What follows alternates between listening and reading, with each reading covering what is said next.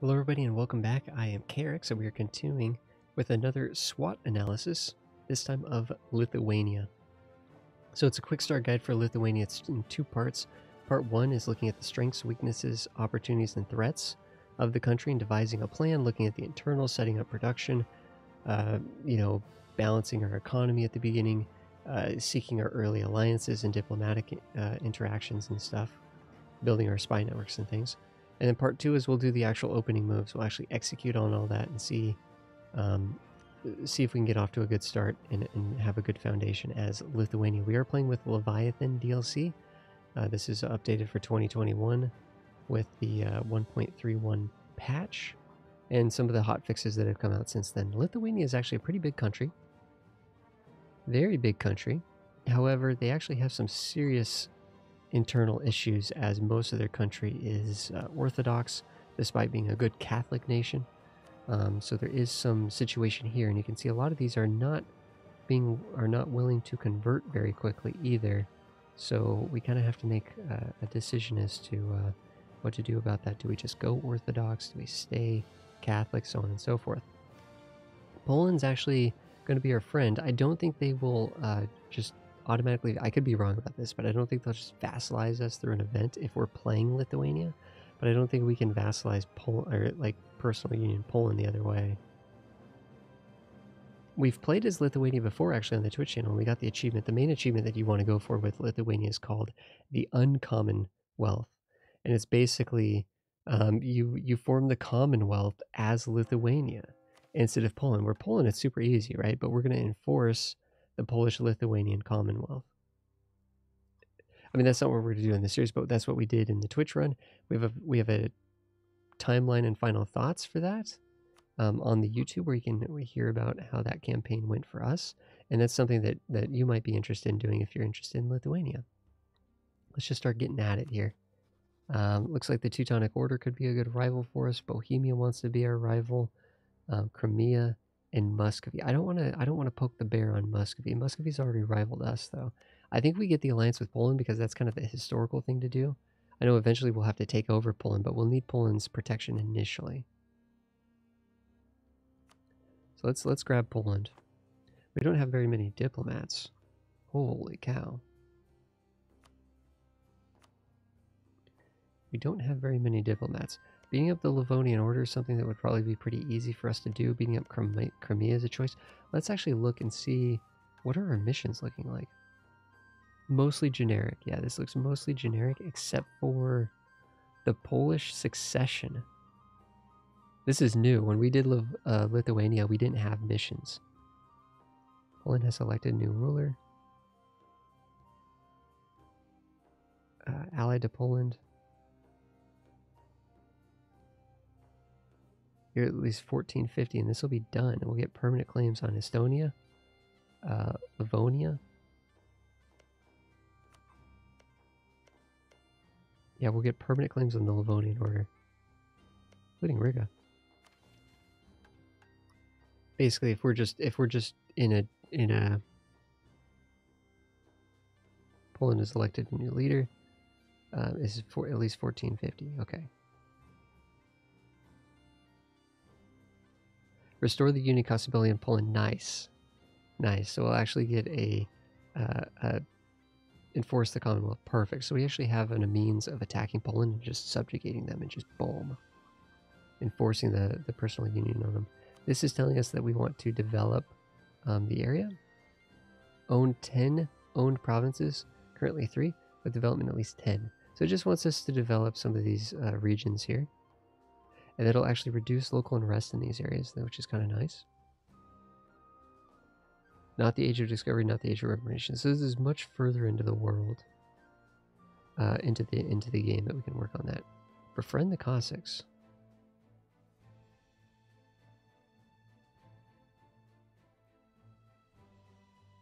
Grant estate privilege. Establish the Cossacks regiments.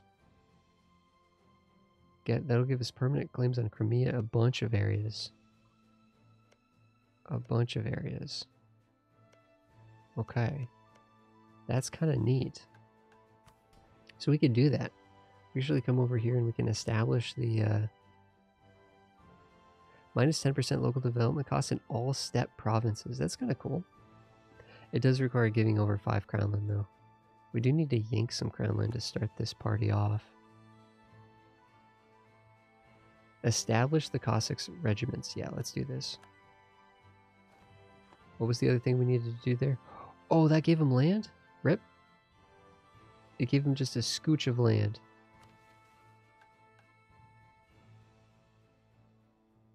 Loyalty needs to be 60 and influence needs to be 40 or greater.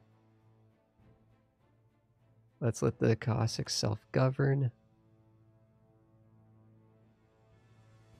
This gives them 5% land. We don't want to do that. A lot of this is giving them land. Plus 25% manpower and all. Minus 50% trade tax income. I think this is actually going to be okay, because I don't think we're going to get much tax income from steppe provinces. We'll probably mostly get... And I'm just trying to get them more loyalty and more... Yeah, 50% loyalty. That's not quite enough, but...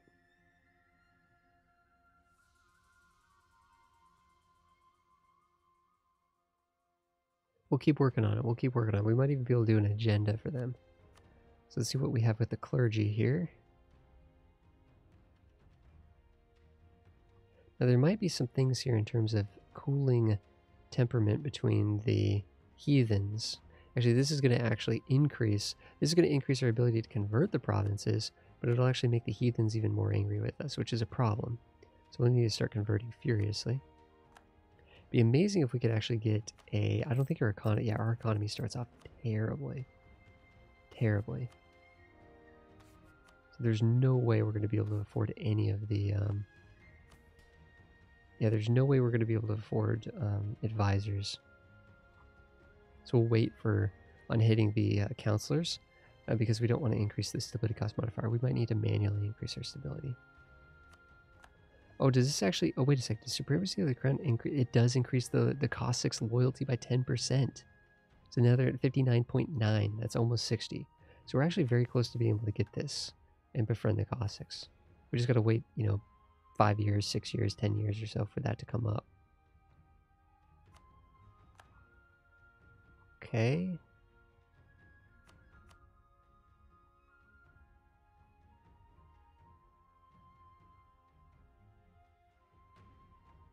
Enforce... Yeah, see, this would have been really, really good. Rip. Oh, well. But we can't do that while we're also enforcing unity of faith. And how are we going to be able to convert anything? We can't afford anything. Yeah, we're in a little bit of trouble down here. Not going to lie. 20 local autonomy. Centers of trade. That's interesting, but I don't think we're going to need to do that right now. Let's just develop centers of trade more easily because we need to develop those to upgrade those.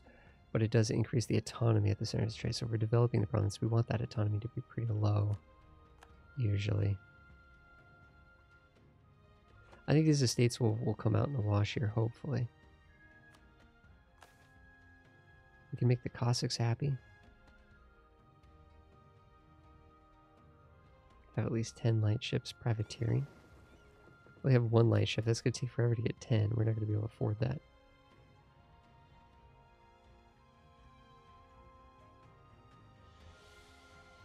What province are they referring to here? That's going to be very difficult to make a push. Okay, this is what we're going to do. And this counts as... I believe this counts for the other mission, correct? No, it doesn't. It's just barely outside of Ruthenia. Oh well.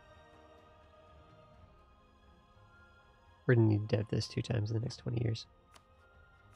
What do we got here? We got a lot of options here for making rivalries. Muscovy already hates us. I mean, it's kind of a done deal there. Crimea is definitely going to be a good rivalry. We're going to want to attack Crimea. A Teutonic Order, I think, is going to be a no-brainer. They've already rivaled us as well. And we're going to want to attack them. Can we do the Livonian Order? Or no? No, they're a little too weak for us, apparently. I don't think there's any reason. Bohemia, it's kind of irrelevant. We might do Muscovy just because Muscovy's not going anywhere. We're not going to, it's not like we're going to be able to ally Muscovy. Oh, you know, part of our economy being terrible looks to be all these forts that we have. You know, let's get rid of these grasslands. I mean, yeah, the grasslands. Forts. Dang, we have a lot of fortifications. Holy cow. Well, are we making money now? We're making money now. Look at that. I think we can mothball the other ones for now, but I do like having these. We have 28,000 troops. That's not bad. Can we get these into one army group? No, we can't.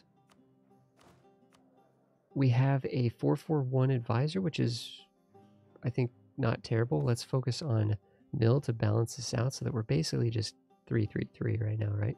Yeah, basically 333. Minus 5% technology cost is really good. Incorruptible is also very good, and he's 16 years old. I'm totally fine with this guy. I'm totally fine with that guy.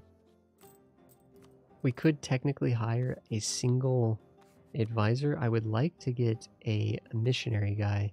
How much would it cost us to actually start converting some of this land? Relatively cheap. Relatively cheap. Also, we would be able to enforce religious unity to make it even easier to do. So let's get a move on there. If we had the missionary advisor, we'd be really moving and grooving at the moment. What's our trade situation look like? Yeah, we're collecting in Kiev. Earning 3 or 4 ducats there. That's not bad. 66% of the power there. Pushing up from Crimea. It's probably our best move. But what is this guy doing over here? No. That doesn't make any sense, though. We could probably put him in Novgorod and have him just pushing the power upstream. Or we could have him over here transferring down and creating a chain like this. Yeah, let's have him do this. I don't think collecting the Baltic is going to do anything for us. We don't have any centers of trade in the Baltic. These are just random provinces. They're not centers of trade. Let's move it over here, and I think we'll be able to increase our trade income just a touch. Our economy's not nearly as bad as it used to be, apparently. It's doing fine now. It's doing just fine. What would we need to get up to force limit? We'd need 5,000 troops. We could build Cossacks units. What is the benefit? By granting special privileges to Cossacks, we can enlist their best horsemen in our armies. Do more shock damage than average cavalry regiments. I don't know about what the infantry do. They still cost a lot, though. Like, they cost more than regular units.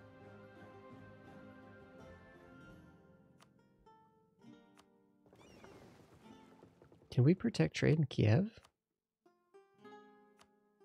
No, just Crimea. That's fine. I guess that pushes into Kiev. Kiev is landlocked, isn't it? Yeah, it's landlocked. These other ships here, I really don't think we're much of a navy. We're not much of a maritime kind of a nation. I'm going to mothball these ones. We're not going to need to come down. We're not like fighting the Ottomans or anything. I mean, they might be helpful against Crimea, but that'll still be a little bit in the future. That low crown land, unfortunately, we do have that, but we can't get rid of it until these things adjust a wee bit.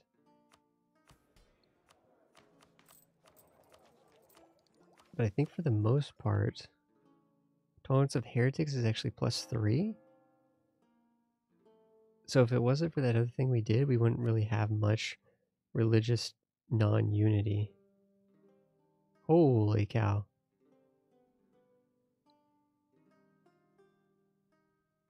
Our religious unity is not looking so good. And it's all because we took a dive on enforced unity of faith. We actually had, I didn't realize that we actually had the ability to harmonize all these people, keep them in peace. Whoops. So this was a big mistake, taking the enforced religious unity. That was a little bit of a mistake there. Well, I don't know. Maybe our leader will get some tolerance of heretics. That'd be quite nice. I mean, it's still yellow. It's not like... So it seems like it's... I don't know. We'll be okay. I will survive. We'll be fine. We'll fight the rebels as they come. We do need to get generals in charge. So let's roll a general or 2. We can only roll 1.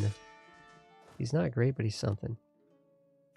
We have a lot of cavalry. We have a lot of cavalry. 8,000 cav.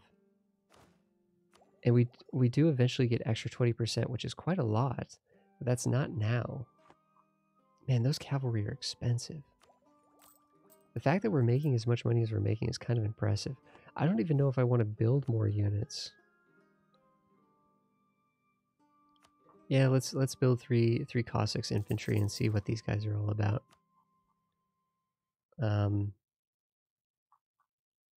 Do we ever get permanent claims on... No, it looks like our permanent claims are going to be mostly down here. And then sort of up here. So we need to get claims ourselves on the Teutonic Order. So let's be working on that with our other diplomat. We might try to ally like Denmark or something, or support Sweden's independence maybe. Sweden's actually loyal at the moment, but I think that might change. Yeah, they're at 46%. That might change. We might have an opportunity to support Sweden's independence. So I think could be a good thing. They could be a good ally for us. I guess presumably we could ally Novgorod, but I think that would be kind of suicide as Muscovy is going to attack Novgorod. I don't think there's anything we can do about that. It would be interesting if that was enough to deter Muscovy from attacking at all, though. Maybe Muscovy went southeast instead. I think we're set up with Lithuania. Maybe it was a little bit of a mistake to activate this, because now we have this religious unity issue. But it is what it is.